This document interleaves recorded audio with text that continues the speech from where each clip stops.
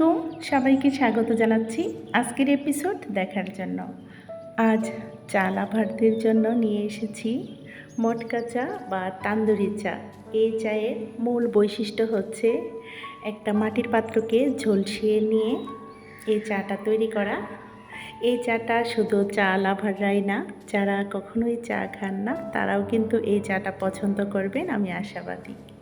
তাহলে চলুন দেখি কিভাবে আমরা এই মটকা চা বা তান্দুরি চাটা ঘরোয়া পদ্ধতিতে সহজেই তৈরি করতে পারি, তার মূল ভিডিওতে চলে যাই।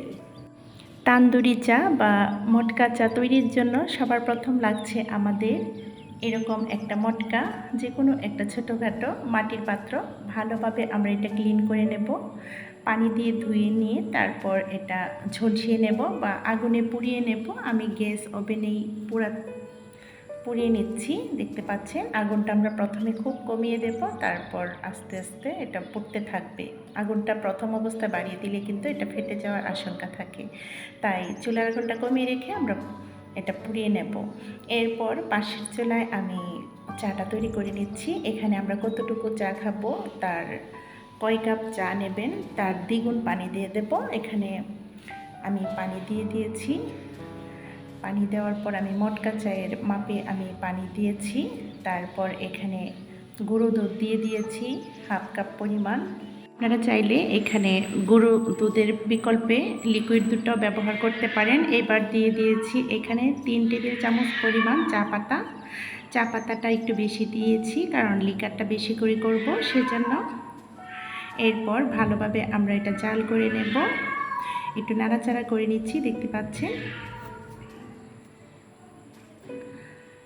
তো এখনও পর্যন্ত যারা আপনাদের মূল্যবান সময়টুকু দিয়ে আমার সাথে আছেন, লাইকটা দিতে ভুলে গেছেন, প্লিজ লাইকটা দিয়ে পুরো ভিডিও জুড়ে থাকার বিশেষ অনুরোধ রইল। আর ভিডিওটা বেশি করে শেয়ার করে দিবেন আর আপনাদের গুরুত্বপূর্ণ মতামত অবশ্যই জানাবেন। এবার আমরা আমাদের কতটুকু চিনি ব্যবহার করব বা মিষ্টি খাবো সেই অনুসারে চিনি দিয়ে দিয়েছি। এই পর্যায়ে আমি চিনিটা দিয়ে দিয়েছি। চিনিটা একটু কমই দিয়েছি, আপনারা বাড়িয়ে বা আরও কমিয়েও দিতে পারেন। অনেকেই আসলে চিনিটা অ্যাভয়েড করতে চান, সেজন্য আমি সেটার পরিমাণ বলিনি। এবার কিন্তু চাটা হয়ে গেছে। এখন যে ঝলসানো যে মাটির মটকাটা সেটা কিন্তু নিয়ে নিয়েছি। এটা কিন্তু প্রচণ্ড গরম, সেজন্য আমরা এটা খুব সাবধানে নিতে চেষ্টা করব।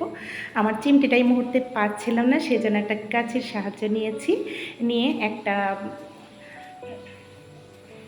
কাঁসা কিংবা পিতলের বাটিতে রেখে দিয়েছি। রেখে দেওয়ার পর দেখতে পাচ্ছেন তৈরি করা চাটুকু আমি ছাঁকুনিতে ছেঁকে দিয়ে দিয়েছি। তার অবস্থা তো আপনারা দেখেই বুঝতে পেরেছেন। এটাই হচ্ছে তান্দুরি চায়ের মূল বৈশিষ্ট্য।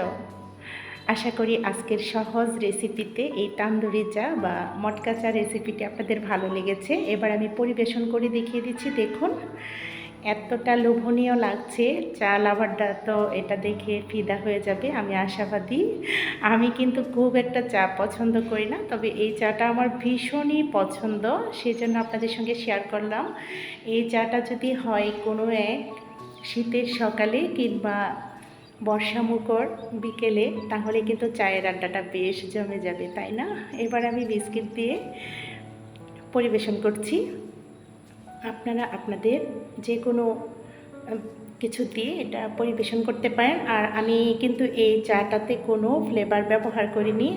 এলাচি, দারুচিনি আপনারা দিতে পারেন, তেজপাতা, সেগুলো আসলে আমি দিইনি। সেজন্যই মাটির চায়ের যে একটা বিশেষত্ব থাকে সুঘ্রাণ, সেটা কিন্তু নষ্ট হয়ে যাবে। সেজন্যই কিন্তু আমি এখানে কোনো সুগন্ধি মশলা ব্যবহার করিনি।